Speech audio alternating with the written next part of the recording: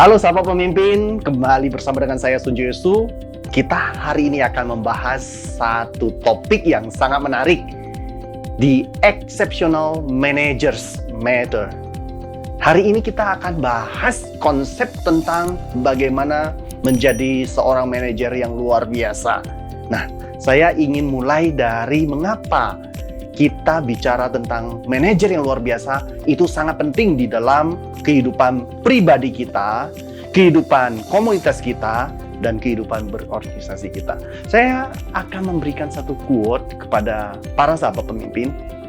Jika Anda tidak mau mengelola sumber daya, maka Anda akan dikelola dan dikendalikan oleh berbagai sumber daya tersebut. Oleh sebab itu, mari kita sama-sama belajar bagaimana kita mengelola berbagai sumber daya yang kita miliki dan mendapatkan berbagai sumber daya yang akan kita gunakan dan butuhkan di kemudian hari.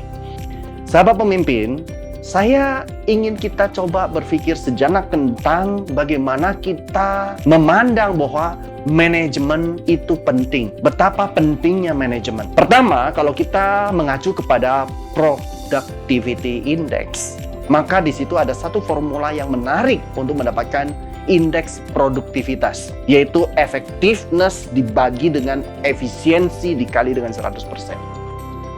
Bahasa lainnya, bahasa yang lebih sederhana adalah kita bicara tentang output dibagi input dikali 100%. Artinya, hasil yang kita ingin karyakan itu harus jauh lebih besar dibandingkan dengan pengorbanan kita dan segala proses yang membutuhkan berbagai sumber daya. Oleh sebab itu, productivity yang baik itu bicara tentang productivity yang lebih dari satu. Beberapa kawan yang sedang berbisnis, mereka akan katakan produktivitas yang baik setidaknya 110% atau 1.1. Itu baru disebut bisnis yang menarik. Tetapi banyak orang mengatakan tidak harus sebesar itu. 7% saja sudah cukup bagus. Yang penting di atas deposito. Ada beberapa orang mengatakan bahwa harus 20%. Up to you. Mau seperti apa? Kalau kita bicara tentang effectiveness, kita bicara tentang doing the right thing. Ketika bicara tentang effectiveness, kita bicara tentang leadership. Sementara kalau kita bicara tentang efisiensi, bicara tentang doing things right. Bicara bagaimana melakukan dengan benar. Sementara doing the right thing, melakukan yang benar. Jadi effectiveness bicara tentang outcomes, bicara tentang results, bicara tentang output. Sementara efisiensi bicara tentang proses, bicara tentang input. Dua hal yang berbeda. Sehingga konsep optimasi, kalau kita bicara tentang effectiveness, ini bicara tentang maximize. Sementara konsep optimasi ketika kita bicara efisiensi, kita bicara minimize. Dua hal yang berbeda. Tetapi di dalam konteks manajemen, dua-duanya dipakai. Sahabat pemimpin, saya ingin memberikan sedikit insight secara universal kebutuhan akan manajemen dalam hal apa saja. Yang pertama, kita akan bicara tentang yang membutuhkannya adalah semua ukuran organisasi, baik organisasi kecil hingga organisasi besar. Kemudian yang kedua adalah segala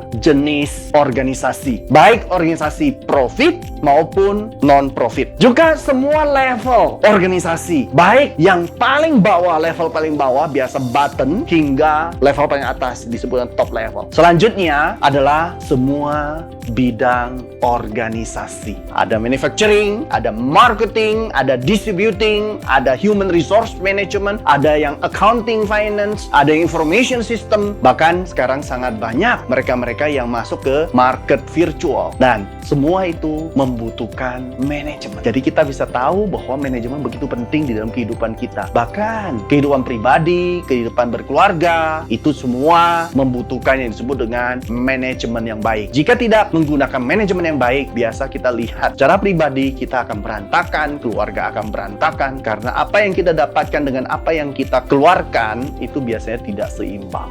Sahabat pemimpin, mari kita lanjutkan. Kita bicara sedikit saja tentang bagaimana efisiensi dan effectiveness di dalam manajemen. Jika kita bicara tentang efisiensi, maka kita harus pahami bahwa ada satu hal yang menarik, yaitu resources usage, penggunaan berbagai sumber daya. Dan tentu kita tidak ingin betul-betul menggunakannya secara sembarangan. Kita akan irit menggunakannya. Itu sebab kita akan menggunakan konsep low wes. Sementara kalau kita bicara tentang goal attainment, ini adalah bicara tentang result yang mau kita capai, kita bicara tentang outcome yang kita mau capai. Oleh sebab itu kita harus mendapatkan disebut dengan high attainment, pencapaian yang tinggi. Oleh sebab itu kita berjuang dengan sangat keras supaya apa? Supaya kita menggunakan tools management mencapai high efficiency, high effectiveness. Artinya adalah bicara tentang efisiensi, kembali lagi bicara tentang